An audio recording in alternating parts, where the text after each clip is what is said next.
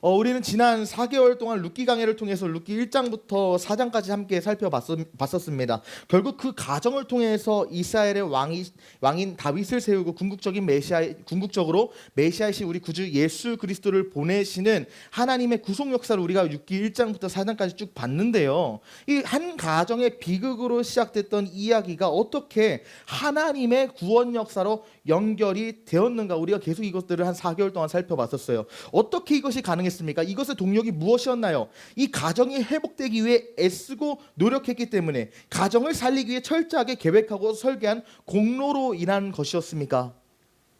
룻의 가정, 이 엘리멜렉 가정이 노력해서 회복됐어요? 그렇지 않았다는 거예요. 물론 그들의 노력도 있었지만 그 노력 자체가 주된 원인은 아니었다는 거예요. 정말로 이 가정이 회복될 수 있었던 주된 원인은 뭐였습니까? 룻기 핵심 단어가 그 원인이었어요. 뭐예요?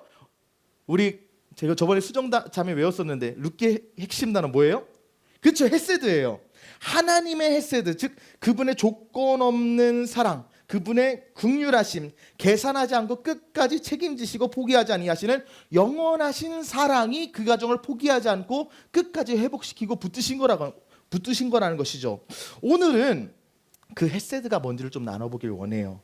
제가 룻기 강의를 하면서 4개월 내내 헤세드에 대해서 강조하고 설명하고 계속적으로 여러분에게 선포하고 언급했지만, 이 하나님의 헤세드가 무엇인가에 대해서 제가 설교한 적이 없어서 이것을 주제 삼고 강의가 끝난 직후인 지금 에필로그로서 좀 다루는 게 좋겠다 싶어서 오늘 이 헤세드가 무엇인지 다루길 원합니다.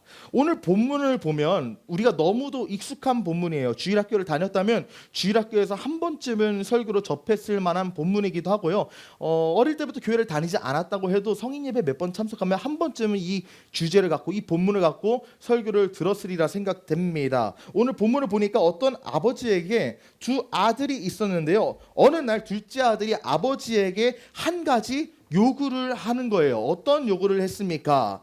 또 이르시되 어떤 사람에게 두 아들이 있는데, 이거 예수님이 말씀하신 거예요. 그 둘째가 아버지에게 말하되 아버지여, 재산 중에서 내게 돌아올 분깃을 내게 주소서 하는지라. 아버지가 그 살림을 각각 나눠 주었더니, 아버지가 돌아가시기 전에 먼저 유산을 물려달라고 지금 둘째 아들이 요구하는 것입니다. 요즘에야 생전에 상속받는 것이 낯선 일이 아니에요. 제가 한번 이번 주에 인터넷을 찾아보니까 오히려 요즘은 부모가 죽고 나서 이 사후에 하도 재산 갖고 싸우고 법적인 분쟁이 많이 일어나니까 자녀들이 자기 사후에 싸우는 것을 방지하기 위해서 부모님들이 먼저 법적으로 철저하게 이 유산 분배를 하시더라고요. 그래서 요즘은 이게 큰 문제도 아니고, 그리고 뭐 당연한 것처럼 받아들이지만, 여러분 그러한 관점에서 오늘 본문을 봐서는 안 됩니다.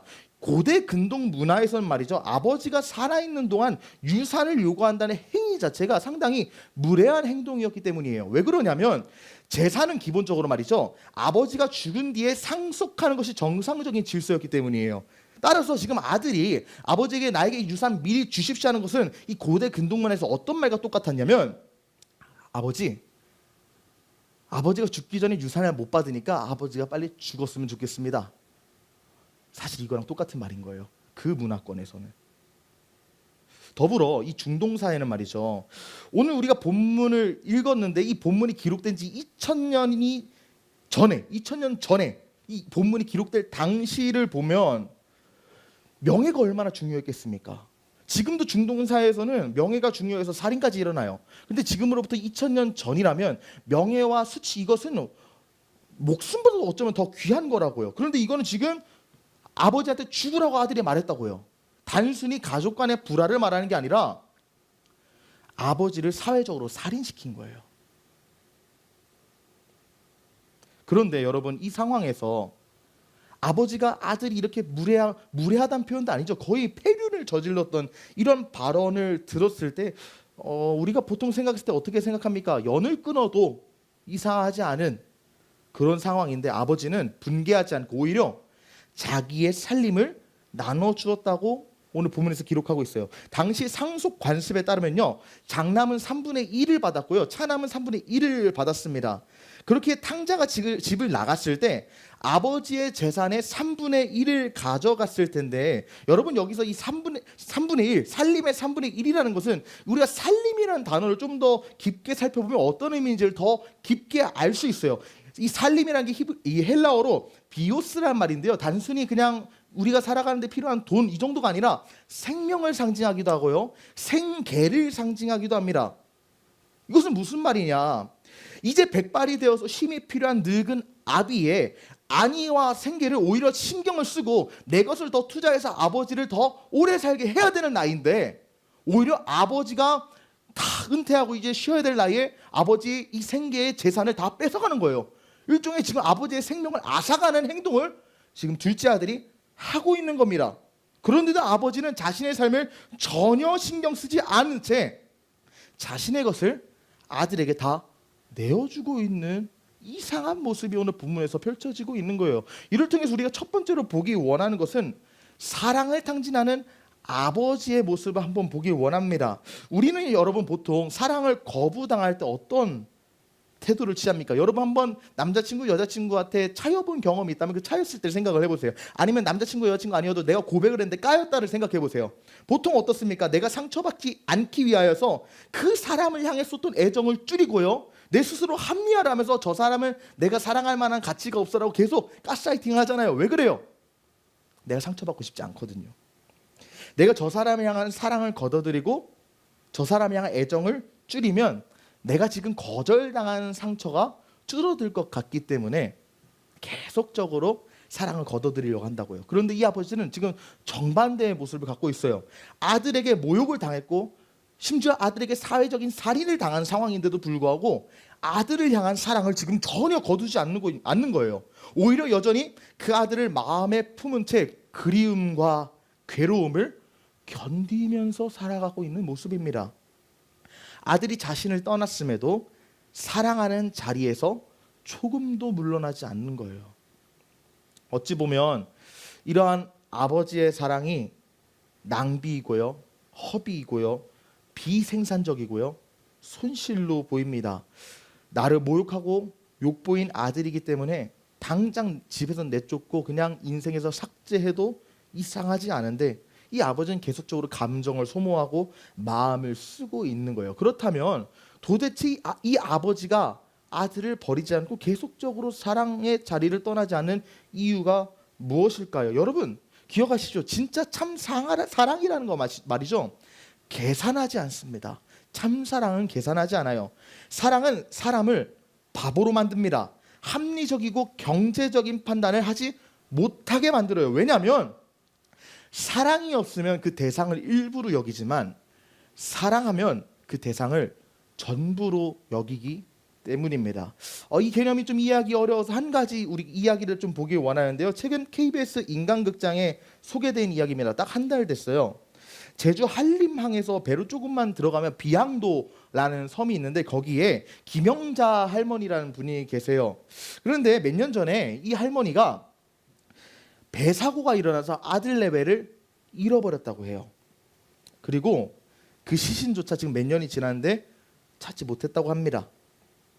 그 사고 이후에 계속 밥도 못 드시고 집 밖에 나가지도 못해가지고 거의 돌아가시 직전이니까 딸들이 이러면 안 되겠다 싶어서 일본에 살았던 딸들이 와서 지금 제주도에 같이 살면서 이 세 모녀가 비양도에서 살아가는 삶을 인간극장에서 그려내고 있더라고요. 그래서 지금 두 딸은 해녀가 돼서 같이 물질을 하며 어머니 옆에 감정적으로 그런 뭐라고 해야 될까요? 안전목이 되고 그런 역할을 하고 있는데 여러분 한번 생각을 해보십시오. 아들과 며느리가 죽었는데 특별히 아들이 죽었는데 두 딸이 와서 지금 어머니를 보필하고 빈자리를 채우고 있습니다. 딸들이 함께 살고 어머니와 함께 하는데 그렇기 때문에 아들을 잃은 고통과 공허함이 모두 다 사라졌을까요? 그러지 않다는 거예요. 딸들이 지금 나를 보필해주고 나와 함께 살지만 여전히 집에 걸려있는 아들의 사진을 볼 때마다 눈물이 쏟아지고 마음이 무너져 내립니다. 자녀가 여러 명 있어도 잃어버린 그 한 아들의 자리는 다른 그 무엇으로 채워지지 않기 때문이에요. 여러분 한번 생각을 해보십시오. 내가 지금 자녀를 하나 갖고 있는데 그 자녀가 죽었습니다. 그리고 그 다음에 새로운 자녀가 또 태어났는데 새로운 자녀가 태어났다고 해서 야 내가 그냥 마이너스 1 됐다 플러스 1 됐으니까 지금 경제적인 손익이 없어 나는 기뻐 행복해 이럴 부모 있을까요? 없다는 거예요. 세상은 사람을 숫자로 계산하죠. 직장에서 누군가 사고로 순직하면 기록에는 마이너스 1이 되지만 곧바로 다른 사람이 들어와서 플러스 1이 되면서 조직은 다시 돌아가고 그 사람이 있습니다. 그러나 부모는 말이죠. 99명의 자녀가 있다고 해도 나보다 먼저 떠난 한 명의 자녀 때문에 세상을 잃습니다. 내 자식 한 명 한 명, 한 사람 한 사람은 무엇으로도 대체될 수 있는 존재가 아니기 때문이에요. 그래서 예수님께서 우리 누가복음 15장에서 이 비유하기 앞서서 탕자 비유하기 앞서서 했던 비유 중에 하나가 잃은 양 비유잖아요. 100마리 양 중에서 99마리 양이 있고 한 마리 양을 잃어버렸는데 그 한 마리 양을 찾아가는 목자의 모습을 봤을 때 목자가 왜 한 마리를 찾은 걸로 기뻐하겠습니까? 우리가 단순히 그것을 경제적인 가축으로 생각한 게 아니라 자녀로 생각한다면 집에 있는 99명의 자녀 그것도 감사하지만 잃어버린 한 자녀를 찾는 그 기쁨이라는 거예요. 여러분, 하나님이 우리를 이와 같이 사랑하십니다. 하나님은 당신을 구원받은 많은 사람 중에 한 사람으로 계산하지 않으세요. 여러분, 한 사람 한 사람이 하나님께는 전부라는 거예요. 많은 사람을 위한 것 이전에 나 한 사람을 사랑해서 이 세상을 지으셨고요. 나 한 사람을 사랑하여서 지금까지 나의 삶을 붙들어 오셨습니다. 나 한 사람을 사랑하여서 수많은 순간 속에서 나를 건지셨고 지키셨고 나 한 사람을 사랑하여서 복음을 이 한반도 땅으로 전파되게 하셨고요. 나 한 사람을 사랑하여서 독생자 예수 그리스도를 십자가의 제물로 내어주신 거라고요. 하나님께 우리는 많은 사람 중 한 사람이 아니라 한 사람 한 사람, 여러분 한 분 한 분이 우리 주님께는 전부라는 거예요. 주님이 여러분에게 말씀하십니다. 너는 나의 전부다. 그렇기 때문에 우리 한 사람 한 사람을 가장 사랑하시는 하나님 아버지께서는 내가 연약하고 무너질 때 심지어 죄악 가운데 끊임없이 빨려 들어가는 흑암 같은 인생이라 할지라도 우리를 향한 시선을 거두신 적이 없어요. 제가 어릴 때 여러분들 이제 형제 자매가 있는 분들은 공감하시는 분도 있겠지만 어릴 때 처음에 동생이 태어나면 좋아했다가 나중에 동생이 조금 크고 나도 크면 동생을 미워하는 경우가 있어. 왜 그러냐면 엄마의 사랑, 아빠의 사랑, 할머니의 사랑을 다 동생이 독차지하는 것처럼 느껴가지고 질투한단 말이에요. 그런데 여러분 특징을 보면 그렇게 사랑받던 동생이지만 내가 더 관심을 많이 받을 때는 언제인지 아십니까? 내가 아프면 부모님의 시선이 나에게로 가요. 여러분, 여러분들이 영적으로 침체되고 병들고 무너질 때 하나님이 버리는 게 아니라 오히려 하나님의 시선이 그때 여러분들 향해 머물고 계시다는 겁니다. 그래서 오늘 이사야 49장에서 우리에게 하나님 뭐라고 말씀하시냐면 오직 시온이 이르기를 야훼께서 나를 버리시며 주께서 나를 잊으셨다 하거니와. 그러니까 이스라엘 백성이 지금 하나님 나를 버리셨죠, 나 잊으셨죠 말할 때 주님은 뭐라고 말했어요? 여인이 어찌 그 젖 먹는 자식을 잊겠으며 자기 태에서 난 아들을 긍휼히 여기지 않겠느냐. 그들은 사람은 혹시라도 잊을지라도 나는 너를 결코 잊지 아니할 것이라. 내가 너를 내 손바닥에 새겼고 너의 성벽이 내 앞에 항상 있다. 하나님께 우리는 절대 잊혀질 수 없는 존재라는 겁니다. 그분의 마음과 시선 속에 우리는 영원히 새겨졌다는 거예요. 그래서 오늘 본문에서 재산을 갖고 집을 나간 둘째 아들이 세상에서 방탕하여 타락하고 재산을 다 날리고 유대인들이 부정하다 여기는 짐승인 돼지와 같이 먹고 자는 생활하면서 가장 바닥까지 추락했을 때조차 아버지의 시선은 어디에 있었습니까? 이에 일어나서 아버지께로 돌아가니라. 이 타락하고 방탕해서 이제는 아버지께 돌아가야겠다고 결단했던 이 아들이 아버지께 돌아갔는데 아직도 거리가 먼데 아버지가 그를 보고 측은히 여겨 달려가 목을 안고 입을 맞춘다 말하고 있어요. 여기서 여러분 우리가 하나하나 좀 원어를 살펴보기 원하는데 제가 원어 발음은 언급하지 않겠지만 여기 측은히 여겨가 어떤 의미냐, 원어로 창자가 움직인다는 의미예요. 저 멀리서 언제 아들이 돌아올까 매일매일 저 길목을 보고 있었는데 아버지 아무런 생활도 못하고 내 둘째 아들 잃어버린 거 언제 돌아올까 매일 저 언덕 너머를 보고 있었는데 어느 날 집을 나갔던 아들이 돌아오는 거예요. 그 아들의 얼굴을 보는 순간에 창자가 꼬이는 거예요. 내 새끼 어디 갔다 이제 오냐. 그 다음에 어떻게 합니까? 달려가 목을 안고 입을 맞췄다. 이 중동에서 말이죠, 노인이 달려간다는 것은 상당히 수치로 여깁니다. 지금 아버지가 아들을 보고 창자가 꼬여서 달려갔다는 것은 무엇을 의미해요? 아들을 보니까 정신을 못 차리는 아버지가 수치고 나발이고 그냥 아무것도 모르겠고 내 새끼 수치 덮겠다고 자기가 수치를 얻고 달려가는 거예요. 내 새끼 지금 이 꼬라지가 이게 뭐냐?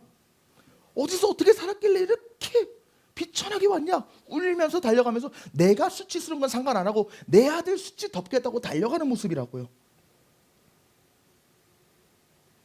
그리고 마침내 그 아들이 돌아왔을 때 아버지가 어떻게 행동하십니까? 얼마나 재산을 탕진했는지, 어디서 무엇을 하다가 왔는지 캐묻지도 않아요. 우리 21절 보면 아들이 이르되, 우리 18절에 보면 아들이 아버지한테 가서 이렇게 말하겠다 연습하잖아요. 연습한 대로 지금 말하기 시작해요. 아들이 이르되 아버지, 내가 하늘과 아버지께 죄를 지었사오니 지금부터는 아버지 아들이라 일컬음을 감당하지 못하겠나이다. 하나예요. 왜냐? 사실 어떤 말이 더 있습니까? 18절 보면 나를 아버지의 품꾼으로 삼아 주십시오. 아버지, 나 아버지께 죄 지었습니다. 나를 아버지 종으로 삼아 주세요. 말하려고 했는데 말도 다 끝내지 못한 거예요. 왜요? 아버지가 그 말 끝까지 듣지도 않고 그냥 보자마자 끌어안고 용납한 겁니다. 아버지, 내가 아버지께 죄를 지었어요. 나를 아버지의 품 했는데 그때 딱 안고, 야, 너 어디 갔다 이제 와? 쓸데없는 말하지 마 하고 22절 24절 보면 종들에게 이르되 제일 좋은 옷을 내어다가 입히고 손에 가락지를 끼우고 발에 신을 신기라. 그리고 살찐 송아지를 끌어다가 잡으라. 우리가 먹고 즐기자. 이 내 아들은 죽었다가 다시 살아났으며 내가 잃었다가 다시 얻었노라 하니 그들이 즐거워한다. 아들은 아버지께 종이 되려고 왔지만 종이 되려고 온 아들에게 아버지는 여전히 내 아들이다 부르고 있는 거예요. 그리고 잔치를 엽니다. 여러분 생각해 보십시오. 아들이 재산을 다 날리고 탕진해서 돌아왔는데 또 송아지를 잡아서 잔치를 벌입니다. 경제적으로 보면 말이죠, 계산이 안 되는 손해예요. 타산이 안 맞습니다. 합리적으로 보면 낭비입니다. 그러나 아버지는 그렇게 생각하지 않습니다. 아버지에게 중요한 것은 지금 돈이 아니라 아들이 돌아왔다는 사실이거든요. 이러한 맥락에서 봤을 때 오늘 누가복음 15장에 나오는 아버지의 사랑을 한마디로 정의하자면 탕진입니다. 나를 버린 아들을 향한 사랑을 지속적으로 탕진하는 아버지의 모습을 볼 수 있어요. 그래서 사실은 우리가 이 누가복음 15장에 나오는 잃어버린 탕자의 비유를 보통 탕자의 비유라고 말하지만 이건 탕자의 비유가 아니라 탕부의 비유입니다. 사랑을 탕진한 아버지의 이야기예요. 여러분, 이것이 바로 오늘 제가 여러분과 함께 나누고자 하는 헤세드의 정의라고도 할 수 있습니다.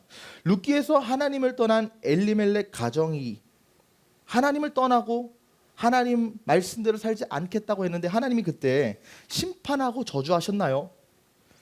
그러지 않으셨어요.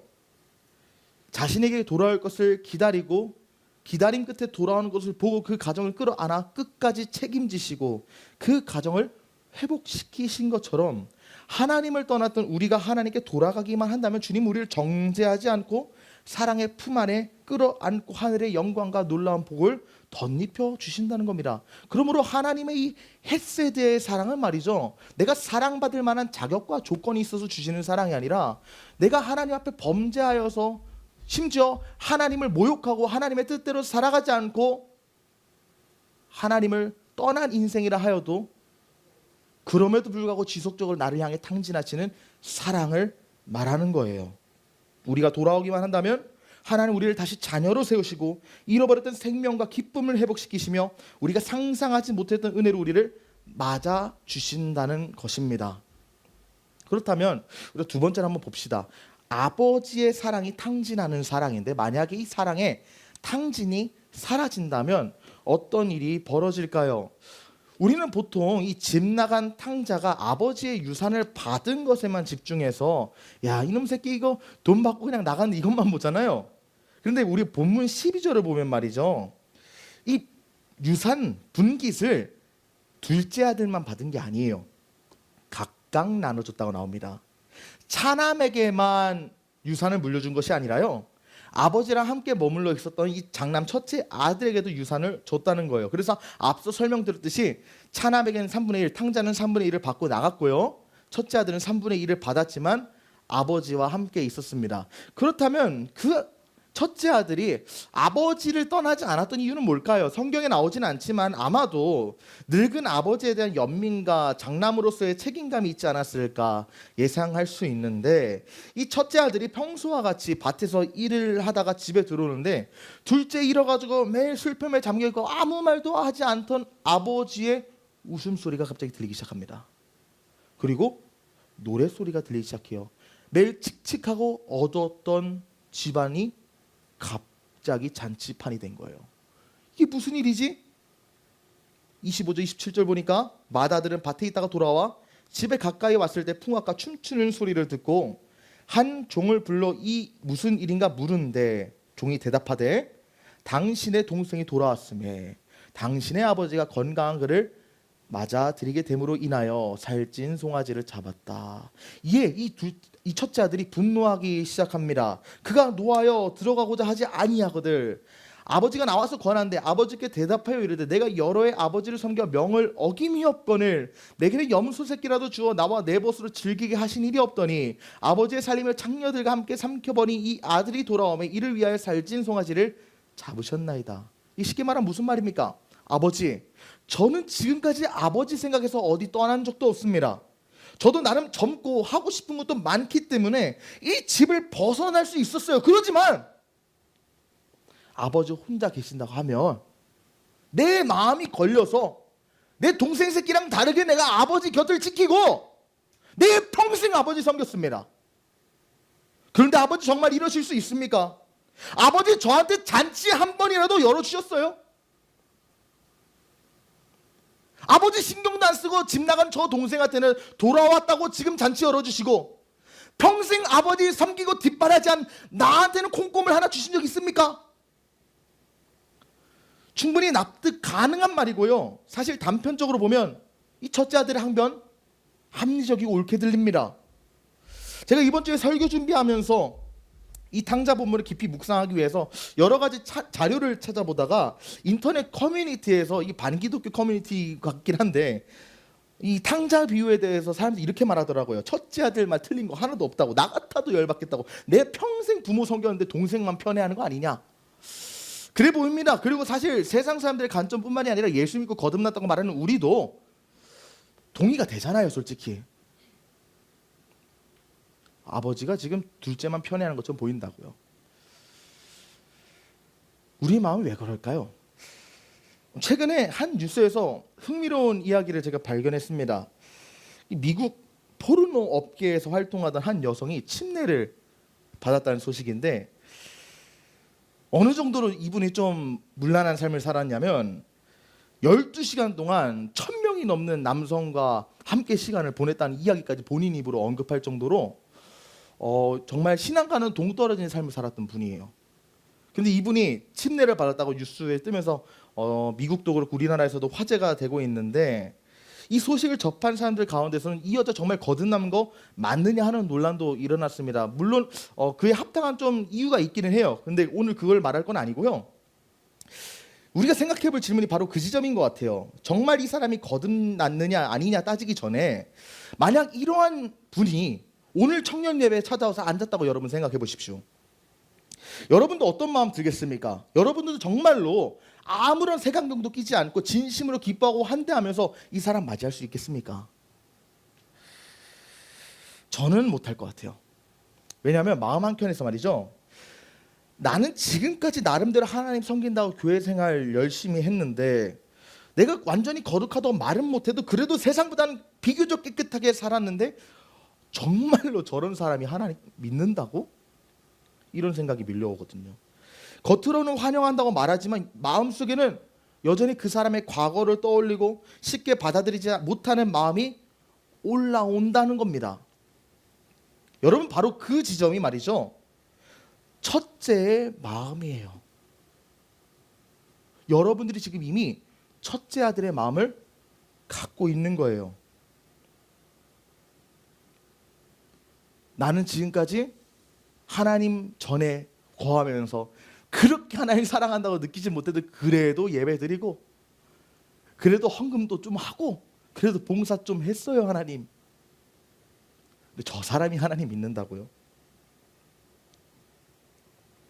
그렇기 때문에 오늘 이 첫째 아들의 불평과 불만에 동의하지 못하고 어떤 관점에서 보면 이 아들을 꾸짖는 것처럼 보이는 아버지의 발언을 우리는 동의하기 쉽지 않습니다.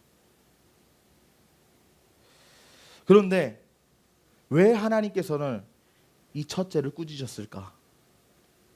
앞서 말했듯이 유산은 탕자, 둘째 아들만 받은 게 아니라 첫째의 맏아들 또한 받았는데 첫째에게 전체 재산의 3분의 1을 무조건적으로 아버지가 내어줬거든요. 이거는 우리가 아까 이 비오스 아버지가 생명의 3분의 1을 지금 첫째 아들에게 준 거예요. 그렇다면 여러분 아버지가 평생 살아가는데 필요한 노후 자금까지 다 포함해서 3분의 1을 받은 이 첫째 아들은 아버지가 나에게 잔치를 해주지 않았다고 불평할 입장이 아니라 이 모든 것을 받은 사람으로서 아버지의 남은 인생의 생명과 그 담보를 다 받은 입장으로서 오히려 아버지가 잔치를 베풀어 줘야 되는 입장이고요. 아버지와 함께 기뻐해야 할 자리 아닙니까? 그는 아무것도 받지 못한 자가 아니었다고요. 그는 이미 모든 것을 받은 자입니다. 그래서 아버지가 뭐라고 얘기합니까? 아버지가 이르되 너는 항상 나와 함께 있으니 내 것이 다 네 것 아니냐? 내가 갖고 있는 내 모든 것 너한테 다 주지 않았느냐? 이 내 동생은 죽었다가 살아났으면 내가 잃었다가 얻었기로 우리가 즐거워하고 기뻐하는 것이 마땅하지 않냐? 그러나 첫째 아들은 이미 받은 자신의 3분의 2 은혜로 보지 못해요. 아버지와 함께 살고 있었지만 아버지를 사랑하지는 않았고 아버지의 마음을 품지는 못했던 거예요. 육신은 아버지와 함께 있을지언정 마음은 아버지를 떠났습니다. 이런 면에서 둘째만 탕자가 아니라 첫째도 탕자입니다. 만약 그가 아버지를 사랑했다면 집 나간 아들을 그리워하면서 매일 아무 말도 못하고 마음 아파서 눈물 흘리는 아버지를 보고서라도 아버지가 측은해서라도 동생 찾으러 가지 않았을까요? 그러나 그는 그렇게 하지 않았다고요. 그는 자신의 동생을 가리켜 내 동생이라고 말하지 않고 아버지의 아들이라고 칭한다고요. 그는 이 가정, 동생과 아버지를 향한 마음은 전혀 없던 탕자였습니다. 이 장면을 생각할 때 우리는 이 누가복음 15장을 더 깊이 볼 수 있습니다. 왜 그러냐면 우리 15장에서 우리가 읽었던 11절 이하의 이 탕자, 탕부의 비유 이전에 나왔던 비유 두 가지가 먼저 나와요. 어떤 비유가 나옵니까? 첫 번째는 잃은 양의 비유가 나오고 두 번째로는 한 드라크마 잃은 여인의 비유가 나오는데 여러분 잃은 양의 비유에서는 목자가 잃은 양을 찾으러 나섭니다. 잃은 드라크마의 비유에서는 여인이 잃어버린 동전을 찾으러 나섭니다. 그렇다면 탕자의 비유에서는 누가 동생을 찾으러 나서야 합니까? 형이라는 거예요. 근데 그 형이 지금 찾지를 않는 겁니다. 그런데 이 비유가 지금 죄인들을 정죄하고 그들을 품지 않았던 당시의 바리새인과 서기관들에게 하신 말씀이라는 것을 고려하고 생각해 볼 때 하나님은 우리에게 오늘 동일한 질문을 하십니다. 나는 누군가를 사랑하기 위해 손해를 감수한 적이 있습니까? 오늘 우리 마음의 예배 질문이기도 하죠. 여러분은 사랑하여서 손해본 적이 있냐는 거예요. 우리 교회는 그렇지는 않습니다만 다행히 많은 교회의 경우에요. 새로운 사람이 성령 충만 받고 봉사 열심히 하고 은혜 받잖아요. 그러면 그거 보고 기뻐하는지 아십니까? 기뻐하지 않아요. 오히려 마음 한편에서 말이죠. 교회에서의 내 자리 지키겠다고 질투하고 시기하고 미워합니다. 이것이 여러분 동생을 미워하고 시기한 형의 마음이에요. 하지만 생각해 보십시오. 우리는 이미 3분의 1을 받은 자예요. 지금 잃어버려서 세상에서 아직도 하나님 믿지 못하고 있는 자들보다 더 많은 말씀을 받았고요. 더 많은 은혜를 받았고요. 더 큰 하나님의 응답과 기적을 체험한 자들입니다. 그런데 우리의 죄악된 본성은 내가 받은 3분의 2의 은혜보다 받지 못한 3분의 1의 마음에 뺏겨버린다는 거예요. 그래서 영원히 돌아오는 것을 기뻐하고 하나님께 감사하기보다는 비교하고 계산하기 시작합니다. 여러분 기억하십시오. 사랑의 탕진이었다면 그것은 사랑이 아니라 거래일 뿐이에요. 거래와 같은 사랑을 이 시간 여러분 삶에서 뿌리 뽑으시기 바랍니다. 여러분의 가정에서, 여러분의 직장에서, 여러분의 학교에서, 더 나아가 우리의 교회에서 여러분이 나누고 있는 사랑은 기브앤테이크의 사랑입니까? 거래입니까? 아니면 내가 손해볼지라도 탕진하는 사랑입니까? 아버지는 사랑을 계산하지 않았습니다. 돌아온 아들을 향해서 송아지를 잡고 옷을 입히고 잔치를 열고 아낌없이 쏟아부고 탕진했다고요. 하지만 우리의 마음은 첫째 아들과 같이 돌아온 동생이 존귀함을 받고 환대를 받는 그 모습을 보며 정말로 기뻐합니까? 첫째 형과 같이 시기하진 않습니까? 그러므로 우리 하나님께서 오늘 우리에게 주시는 도전은 뭡니까? 계산과 타산을 넘어서 때로는 손해로 느껴진다 하여도 이미 받은 은혜를 기억하면서 사람을 세워주라는 거예요. 새로운 사람이 교회에 정착하기 시작하면 왜 저 사람 갑자기 나대나 이런 관점으로 보는 게 아니라 하나님이 한 영혼을 보내주셨구나 하고 진심으로 기뻐하고 그 사람을 세워주고 그 사람을 높여주는데 우리의 전력을 다하라는 겁니다. 잃어버린 한 영혼을 찾는 일에 실제로 내 열심을 다하라는 거예요. 여러분들 지금 제가 날마다 전도하라고 강권하지만 여러분들 마음속에 전도하고 싶은 열망이 있으십니까? 만약에 그 열망이 없다면 여러분 우리의 마음은 지금 첫째 형과 다를 바가 없는 거예요. 하나님에게 이미 지금 3분의 2의 은혜를 받았음에도 불구하고 아직 아버지께 돌아가지 못하는 둘째 동생을 향한 갈급함과 연민과 아픈 마음이 없다면 우리는 지금 첫째 형과 같이 완악한 마음속에 살고 있을지 모르겠습니다.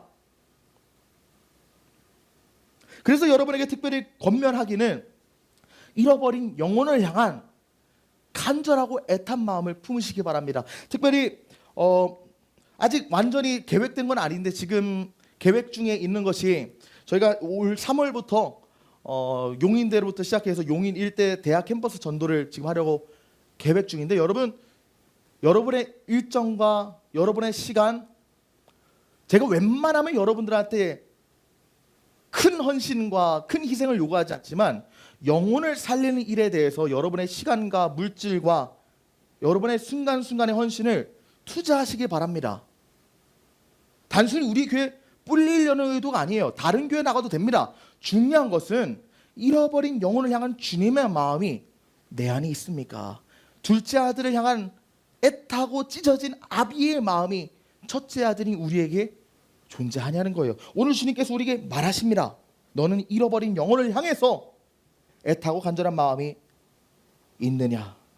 아버지의 마음을 알고 품어서 그분과 같이 사랑을 탕진하여서 영혼 구원의 통로로 사용되어야 한다는 거예요. 그러나 여러분들이 지금 이 말을 들었을 때 어떤 생각을 하는지 압니다.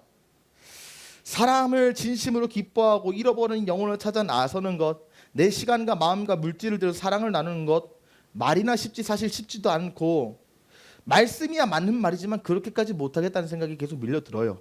나도 내 삶이 있고 나도 나의 지금 맡겨진 과업들이 있고 내 인생이 그렇게 막 녹록하고 여유가 넘치는 편도 아닌데 누가 누구를 살리냐?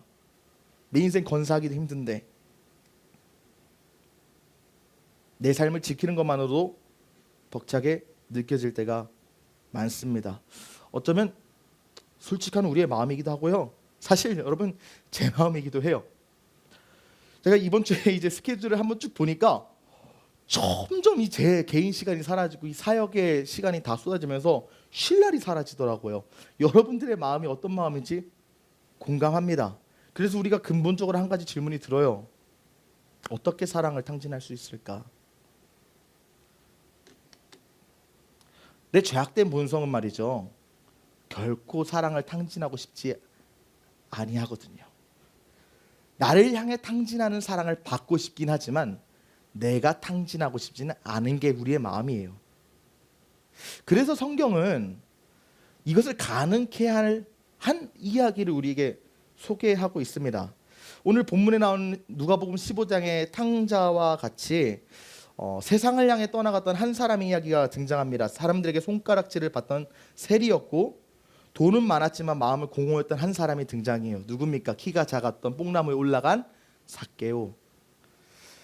삭개오 인생을 보니까요. 평생 돈을 모으고 살았는데요. 사람을 속여서라도 더 가지려고 혈안이 되어 있던 사람이고 윤리, 도덕이고 나발이고 그냥 내 인생 점점 승진하고 점점 내 인생 풍성한 게 중요하다 했던 인생이었습니다. 그래서 겉으로 봤을 때는 누구보다 많은 것을 가진 것처럼 보였지만 그의 마음 한켠을 보니까 그렇게 마음은 풍족하지 않았던 것 같아요. 마음 깊은 곳에는 설명할 수 없는 불만족이 그를 흔들고 있었습니다. 그래서 어느 날 예수님에 대한 이야기를 들었는데 한 번이라도 그분 만나면 내 인생 바뀌지 않을까라는 막연한 소망을 품던 차에 내가 살던 동네에 예수님이 온다는 소식을 듣게 됩니다. 그래서 키가 작던 그가 군중석에서 저 멀리 계신 예수님 가려져서 못 보니까 조금 얼굴이라도 보겠다고, 다가가지 못하니까 얼굴이라도 보겠다고 나무 위에 올라갔는데 그때 놀라운 일이 일어나기 시작해요. 예수님의 실루엣이라도 보기 위해서 나무 위에 올랐던 삭개오. 그러나 주님께는 한마디커녕 주님 실루엣도 제대로 못 봤던 그였지만 그에게 예수님이 찾아가시는 거예요. 그리고 그 나무 위에 있는 삭개오를 보시고 말씀하시는 거죠. 삭개오야, 속히 내려와 봐라. 내가 오늘 네 집에 가서 한번 거해봐야겠다. 부르십니다. 사람들에게 외면받던 그의 이름, 사람들에게 손가락질 당하고 사회에서는 인정받지 못하던 이름이었지만 주님이 삭개오의 이름을 부르시기 시작해요. 그리고 그의 삶으로 직접 찾아오셨어요. 그때 어떤 일이 여러분 삭개오에게 일어났습니까?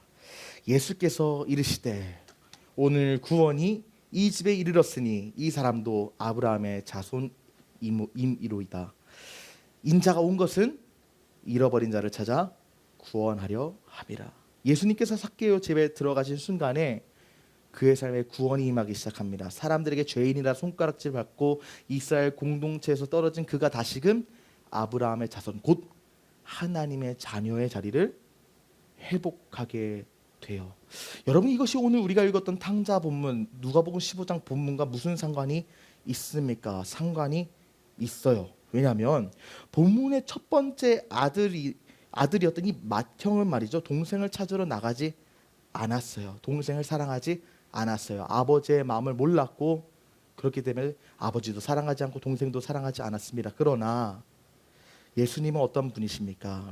로마서 8장 보니까요, 하나님이 미리 아신 자들 또한 그 아들의 형상을 본받게 하기 위하여 미리 정하셨으니 이로 그로 많은 형제들 중에서 맏아들이 되게 하려 하시, 예수님을 맏아들로 삼으셨습니다. 맏형으로 삼으셨습니다. 또 미리 정하신 그들을 부르시고 의롭다 하시고 의롭다 하신 그들을 영화롭게 하셨다. 본문에서의 첫째 아들은 동생을 찾지 않았지만 정말 우리의 인생의 참된 맏형이신 예수 그리스도는 우리가 하나님 아버지를 떠나 탕자처럼 살아가고 있을 때 우리를 찾아 이 땅에 내려오셨습니다. 우리를 얻기 위해서 하늘 보좌와 하늘의 영광을 다 버리시고요, 우리를 외면하지 않으시고 우리를 정죄만 하지 않으셨어요. 그분은 우리의 이름을 부르셨고 우리의 삶 속에 들어오셨습니다. 그렇기 때문에 여러분, 우리가 어떻게 사랑을 탕진할 수 있을까? 그 방법이 뭘까요?